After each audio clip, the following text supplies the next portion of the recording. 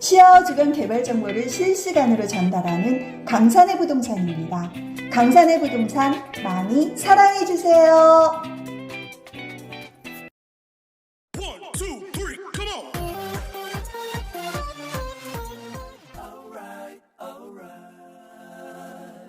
자, 안녕하세요. 강산의 부동산 대표 이태근입니다. 자, 요 며칠 사이 비가 온 후에 기온이 뚝 떨어졌습니다. 이제 진짜 겨울이 온 듯한 그런 느낌이 듭니다. 자, 며칠 전만 해도 야, 단풍이 아름답다. 단풍이 단풍 구경 가야지 막 이랬었는데요. 갑자기 비가 온 후에 단풍이 다 떨어져 버렸습니다. 다 떨어져 버리고 이제 진정한 겨울이 온 듯한 그런 느낌이 듭니다. 자, 11월달 올해 송년 모임들이 좀 많아졌습니다. 위드 코로나가 선언되고 그러면서 뭐 여러 명이 모일 수 있고 그러다 보니까 또 모이기 시작하고 이렇게 됐는데, 식당들 가봤더니 예전처럼 이렇게 좀 북적대기 시작하더라고요. 얼마 전까지만 해도 정말 썰렁하고 이렇게 됐었는데, 이 코로나가 빨리 종식이 돼야지만 우리가 일상생활로 복귀를 할 수 있을 것으로 이렇게 보이고 있습니다. 자, 12월까지 안 가고 11월 달에 행사가 엄청나게 많다 그랬죠. 행사가 저도 지난주에 1박 2일만 두 번을 다녀오고, 그 다음에 다음 주에 또 한 번, 다음 주말에 1박 2일로 또 한 번 이렇게 갔다 오면 라운딩을 갔다 오면 올해가 마감이 될 것으로 이렇게 보입니다. 자, 아무튼 올해 다사다난했던 것 같습니다. 여러 가지로. 또 특히 이 부동산 쪽은 뭐가 정답인지 모를 정도로 혼란스러웠죠. 가격이 그냥 한 1년 만에 6억짜리가 12억짜리가 되고 10억짜리가 20억이 되고, 뭐 자고 나면 가격이 오르고 그러다 보니까 2030이 뭐 연끌을 했네, 뭐 바잉 패닉이네, 뭐 이런 얘기들을 하고 그랬었는데요. 참 가격들이 집값 올라가고 이런 것들을 봐보면 그렇게 연끌해서 집을 사지 않으면 집을 살 수 없겠다라는 그런 느낌이 좀 많이 올 것 같습니다. 뭐 자고 나면 올라버리니까요. 이 정부에서도 지금은 부동산에 대해서는 거의 포기를 한 것 같습니다. 집에서는. 자, 올해 이제 뭐 11월 22일 정도 되면 종부세 고지서가 날아가게 되겠죠. 근데 종부세가 작년 대비해서 거의 뭐 2배 가까이 오를 것으로 이렇게 보이고 있습니다. 그럼 12월 달에 돈을 내야 되는데, 그 사람들의 또 한숨이 깊어질 수밖에 없는 그런 상황인 것 같습니다. 자, 집값이 오르는 게 과연 좋은 거냐, 나쁜 거냐. 자, 한 채만 가지고 있고 내 집값만 오른다 그러면 좋은 거겠죠. 그런데 뭐 전체적으로 가격이 오르고 나는 집 하나밖에 없다, 이렇게 된다 그러면 집값이 오르는 게 과연 누구를 위한 집값인가, 정부를 위한 집값 아닌가, 이렇게 생각해 볼 수도 없잖아 있을 것 같습니다. 집값이 오르면서 세금도 올라가고 그 다음에 의료보험료도 올라가고 그러다 보니까 과연 이게 누구를 위한 거냐, 이렇게 되는 것 같습니다. 제가 지금 살고 있는 거 비싸게 팔고 뭐 시골 저쪽 아래로 내려갈 거 아니라 그러면 집값이 오르는 것이 과연 누구를 위한 거냐, 이렇게 되물어볼 수밖에 없는 그런 상황인 것 같습니다. 자, 특히 또 집값들이 오르다 보니까 뭐 오피스텔, 아파트 대체 상품들이 또 엄청나게 인기를 끌면서 가격이 많이 올라갔죠. 최근에 오피스텔에 대한 규제를 완화해 주면서 아예 오피스텔을 주거 시설로 인정을 해버렸죠. 오피스 사무실로 이렇게 최초에는 이제 쌓아와 사무실에서 일을 하면서 잠깐 쉴 수 있는 공간이 오피스텔이었는데, 이제는 오피스보다는 주거 쪽의 비중이 많아진 듯한 그런 느낌이 듭니다. 그래서 정부에서 아파트 공급은 할 수가 없고 그 다음에 아파트 가격은 막 치솟고 이러다 보니까 오피스텔을 완화를 해줬더니 오피스텔이 지금 엄청나게 인기를 끌고 있는 그런 상황입니다. 자, 그러면 오피스텔도 앞으로 어떻게 될 것이냐? 이거 고민을 해볼 수밖에 없지 않습니까? 오피스텔이 원래 이제 뭐 아파트 같은 경우는 주거단지로 이렇게 지정이 되면서 그 주변에 기본 인프라들이 싹 갖춰지는데 오피스텔은 그냥 뭐 고민할 거리들이 많죠. 특히 주차 문제부터 해가지고 주차 문제니 뭐 애들 교육이라든지 여러 가지 이런 부분들이 문제가 될 수 있는 여지들이 많은데, 자, 84 타입 3룸 구조가 인기를 많이 끌고 있죠. 인기를. 그런데 과연 앞으로 아파트가 많이 공급이 됐을 경우에 과연 또 오피스텔은 어떻게 될 것이냐, 이것도 고민을 해볼 필요가 있지 않느냐, 뭐 이런 생각들도 들고 있습니다. 자, 아무튼 뭐 우리나라 부동산 정책, 부동산 시장, 내년에 정권이 바뀐다 그러면 좀 많은 변화가 있어야 되지 않을까, 이런 생각이 듭니다. 특히 이제 뭐 집을 팔려고 해도 팔 수가 없죠. 지금 양도세 때문에. 그 다음에 가지려고 해도, 보유하려고 해도 재산세 때문에 또 보유를 할 수 없는 그런 상황들도 있고, 그래서 첫 번째로 이제 뭐 정부가 바뀐다 그러면 1차적으로 양도세 완화 정책은 펼칠 것으로 이렇게 보입니다. 그래서 시중에 물건이 나오도록 유도를 하고, 뭐 금리는 뭐 조금 오를 수는 있겠죠. 그래야지 자금 부담 때문에 물건들이 시중에 또 많이 나올 수밖에 없는 그런 상황들을 만들기 위해서요. 자, 그래서 아무튼 내년 뭐 4월달 이제 대통령이 바뀌어가지고 취임을 하게 되는 내년에는 많은 정책 변화가 있지 않을까, 이런 생각이 듭니다. 그래서 아무튼 그 뭐 내년에 정책이 바뀌면 어떻게 될 것인가, 이것도 좀 고민을 해가면서 투자를 해야 되지 않을까, 이런 생각들도 들고 있습니다. 자, 아무튼 그 시와호 주변은 최근에 뭐 엄청나게 변화가 있었죠. 분양도 많이 했고, 코로나 사태 때문에 좀 주춤할 것 같았던 그 부동산 시장이 시와호 주변만큼은 정말 핫플레이스였습니다.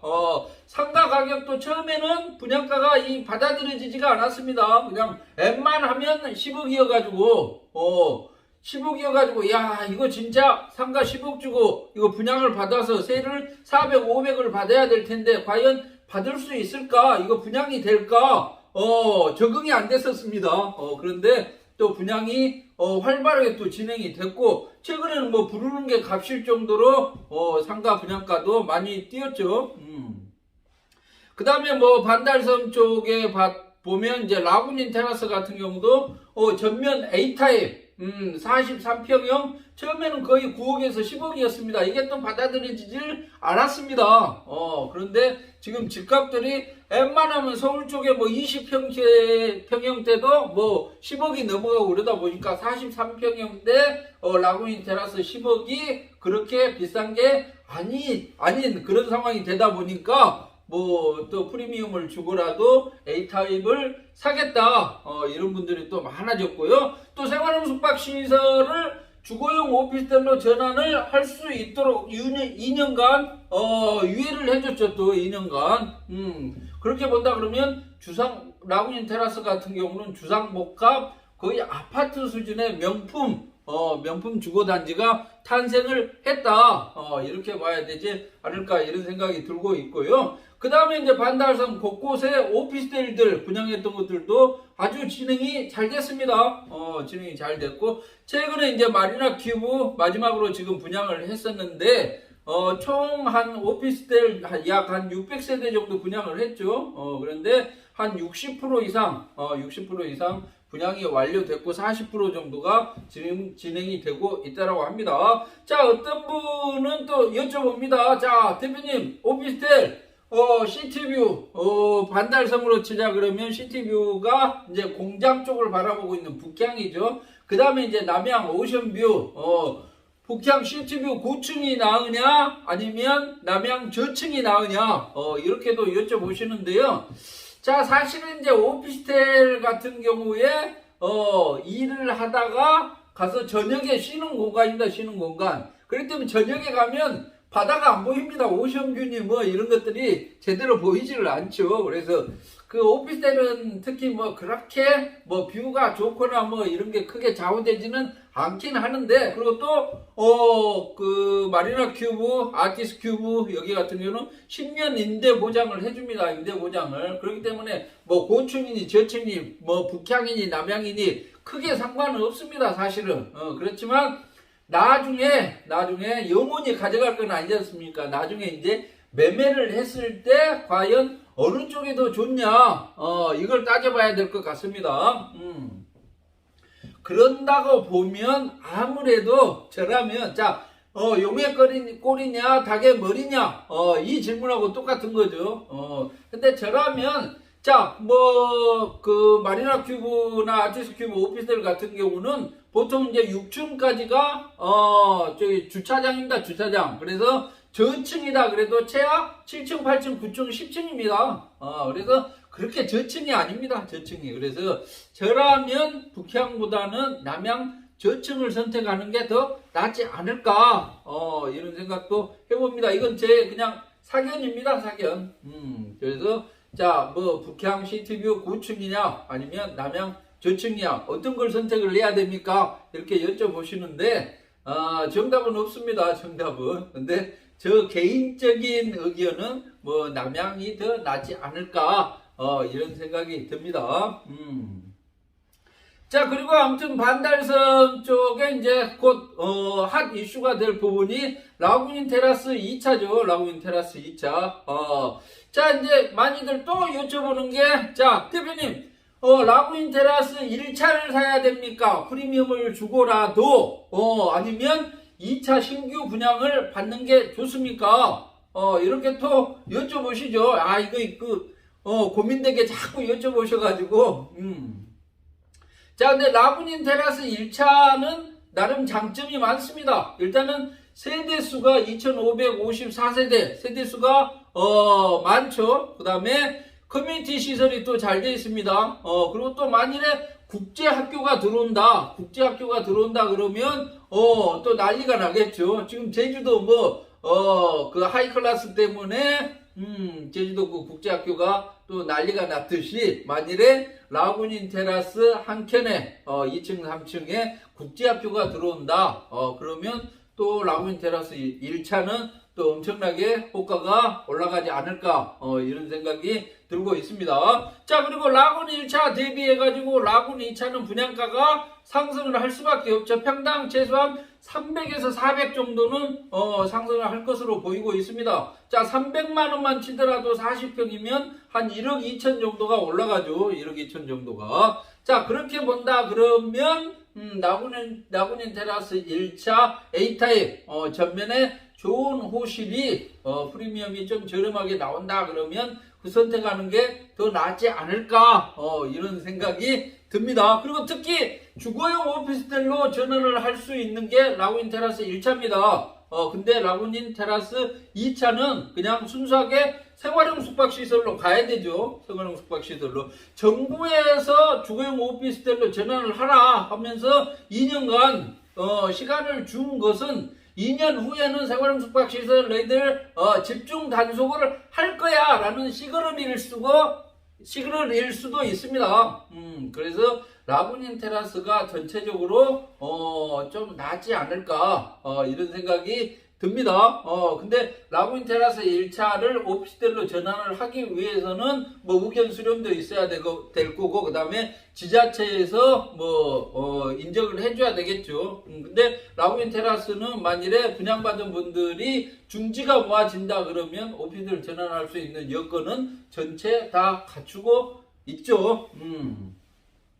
그래서 라구닌 테라스 2차가 낫냐 1차가 낫냐, 그러면 1차를 좀 기웃기웃 해보시고요. 또 2차가 이게 청약공을 통해 가지고 분양이 들어간다 그러면 받고 싶어도 받을 수가 없습니다.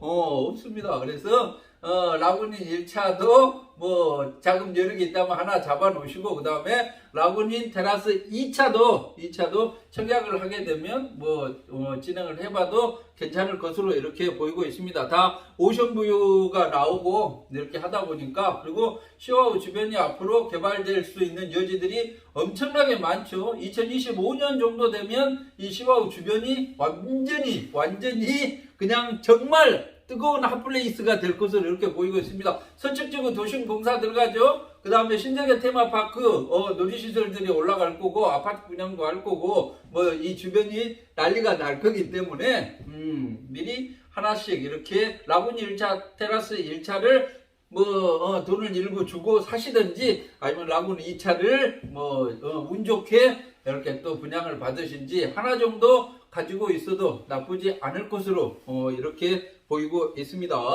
자, 아무튼 거북섬 쪽은 이제 내년에 가장 핫한 곳이 주상복합 아파트하고 반얀트리 호텔이 되겠죠. 주상복합 아파트, 그 다음에 이제 오피스텔들 오션뷰 쪽으로 35층까지 올라가는 멋진 오피스텔 아파트들이 탄생을 하게 됩니다.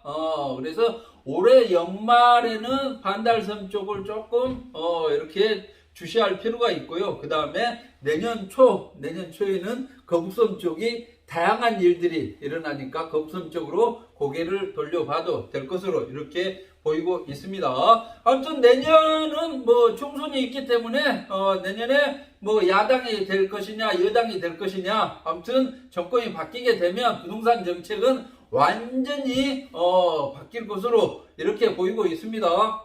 그러니까 그 후보자들의 부동산 공약, 부동산 정책들 이런 것들을 조금 면밀하게 봐볼 필요가 있지 않겠느냐, 이런 생각도 듭니다. 자, 아무튼 시와우 주변, 그 다음에 기타 부동산 정책들 뭐 궁금한 사항들은 언제든지 연락을 주십시오. 연락을 주시면 제가 성실하게 이렇게 답변을 해드리도록 이렇게 하겠습니다. 자, 이상 강세로 부동산 대표 이태근이었습니다. 안녕히 계십시오.